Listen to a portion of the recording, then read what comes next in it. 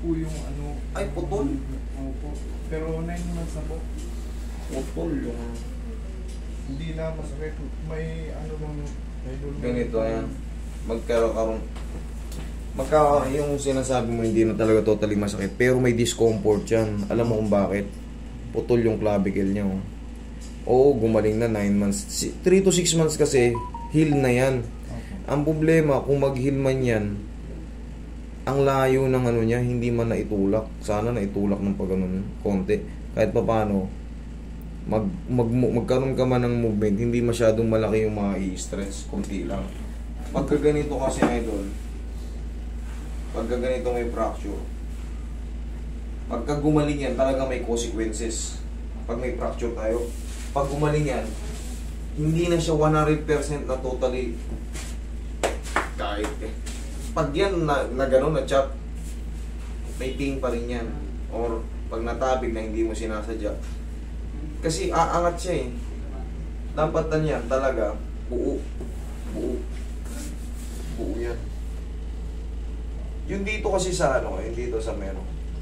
Dito sa clavicle na tawag. Ayan, clavicle. Dito yung acromion sa boundaryhan. Yung may putol. Yung may ano. Ngayon dito na putol sa'yo. Maaring magkaroon siya ng yung mga trapezoid niya, trapezoid ligaments, maaaring maano yan, makompromise yan. Binat na binat. Kasi may ano yan, may nakakapit yan, yan, mga yan. Diba dito naputol? Eh, paano naman itong mga ligaments dito? Yung trapezoid, yan. Trapezoid, tsaka yung conoid, yung magkatabi. Eh, dyan banda na putol. Ngayon, maaaring yung mga hibla nun, mga punit yun. Pero yung ano ko lang dito, sa... Ito parang may naiipit. Sa shoulder ko lang. Dito wala na akong nararamdaman na sakit. Kumunito kasi na idol yung... Diba, ito yung clavicle. Sabi natin, ito yung sa acromion, ito yung sinasabi mo dito sa boundary ng ano. Ngayon, di ba yan? Once na naputol, ito pumaba, ito umangat. Ngayon, mau-overstretch ngayon yung nandito. Yung mga ganito, yung tinatawag na coracorum, nabubulol ako, sorry. Yung coracorum yan. Yan, maiinat yan kasi ito. Tsaka yung acromion clavicular. Maiinat to, yan yung parang may stress. Kasi tingnan mo, lalagotok yan, iaangat ko yan, pero hindi magbabago yung ano. May ngalay pa rin, promise. Kasi nga, hindi na siya basta-basta sa joint lang na ano. Yung, siyempre, siyam na buwan niyang ngalay na ngalay kasi wala sa ano eh. Dapat kasi talaga yan, pagka alam yung putol talaga, pinaka-the best talaga dyan, operation. Pupuntahin nyo talaga yan sa orthodoctor natin. Ididikit nila yan, mas maganda yan kung mas malapit, mas less ang stress. Sa'yo talagang ganito, oh. Separate talaga.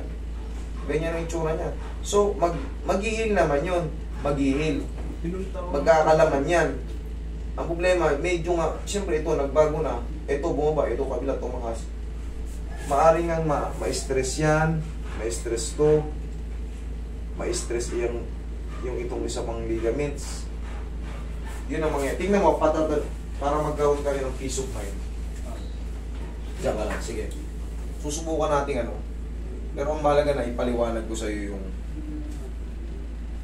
mga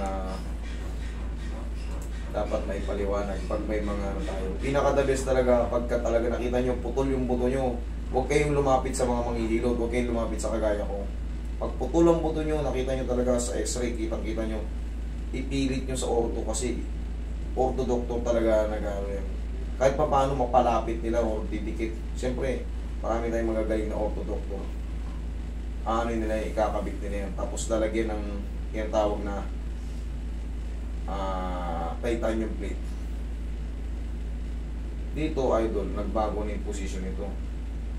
Base dito sa nakakapako nagbago. Ito medyo umangat kumpara rito. Ano ba nangyari sa ibit? Naputulang ka pala? Maiba ko? Ano po sa aso. Aso? Opo. Bakit? Nagmotor ako. Nasagasaan mo yung aso? Opo, nasimplang ako sa ano. Nasagasaan ko yung aso. Tapos ito yung... Tumama? Na... Napuruhan? Okay, sige.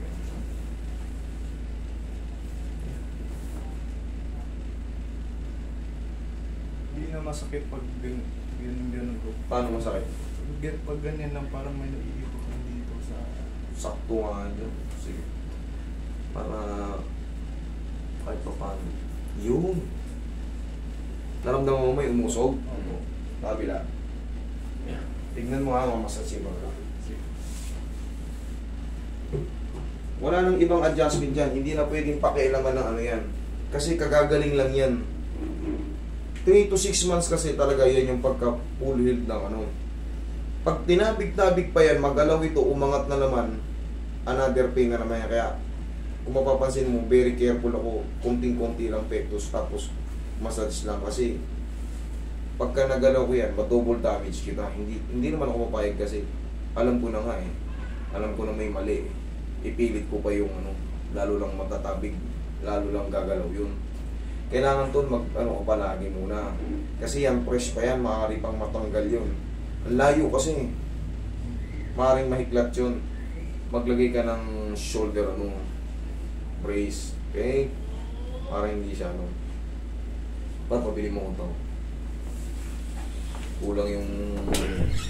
Ako daw, eh, master. Si Roy. Ikaw, Roy. Malamig. Yung, ano ba kay Roy? Ako. Yung malamig lang. Yung ano ba sa kanya, yung malamig daw. Tao, yung may sago. Kaya mo, palamigin muna. Pagka mo nakakaramdam ka ng pangawit sa mga muscle mo, idol, i-ano mo lang yan, simple massage mo lang yan. Yun yung pinakano, kasi maghihilom ng todo yun habang tumatagal. Kakapitan na lang yun sinasabi naglalaman. Magiging ano yan, mas magiging strong habang tumatagal. Tapos, iiwasan mo lang munang matabig yan. Habang medyo bago-bago pa. Ano pa lang yan, 9 months, bago pa yan. Nakakapit na yan nga, so mayroong pagkakataong medyo nayanig yan, kikirot yan. Hindi pa rin pwede. Hindi mo pwedeng puwersay ng todo yan. Ito, masyado siyang malayo. Tsaka, buti sana kung na-brace, kung may plate yan. O kaya yung pin. Titanium plate kasi kinakabit dyan ngayon. Yun na yung uso. Hindi nakatulad ng mga dati. Sige nga, ganun ba? Ano? Punta ako sa ano eh. Sa orto. Sabi, pwede lang. Ano lang. Pa-heal lang ba? Sabi niya, pwede lang yan ipa-heal. Pwede ngang ipahil. Pero nga, ang consequences nun, mas prone kayo sa ano, mas delikado. Kasi nga, kita mo naman yung x-ray, ang layo. Dapat kasi talaga buo yan. Nakita mo ganito kalayo.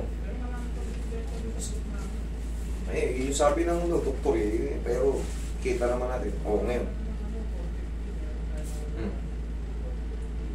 Ano?